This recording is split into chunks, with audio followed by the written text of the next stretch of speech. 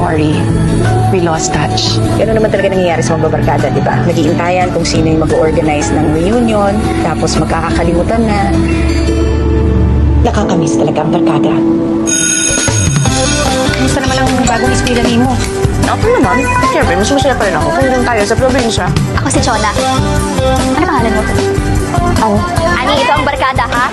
Yan, si Gwen. Siya ang pinaka-soft-spoken sa lahat. Ulol! Yan, si Dang. Basta huwag mong pakialaman yung crush ko. Okay, tayo. Uy!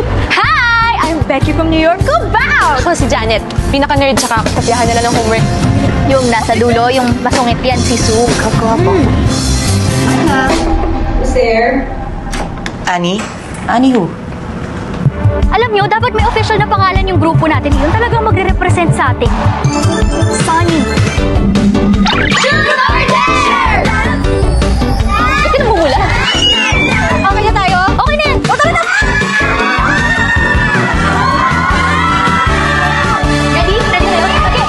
5, 6, 7, 8! 1, 2, 3, 4, 5, 6, 7, 8! 1, 2, 3, 4! Gusto ko sanang mag-reunion magbabarkada. Magkita-kita magsama-sama. Ay! Annie! Yes, Ma'am Annie. Thank you. Close din! Gwen, may utang pa ba ako? Para ka ng 8 of the world. Dati na akong maganda. Nagpa-enhance na ako ng konti. Sisay natin ng high school, no? Oo. Sugad mga Sunny! Sugad! Pupuno na ang tubuo, kaya't sundan mo aking payo. Problema iiwas na lang. Cool ka lang, hayaan mo na lang.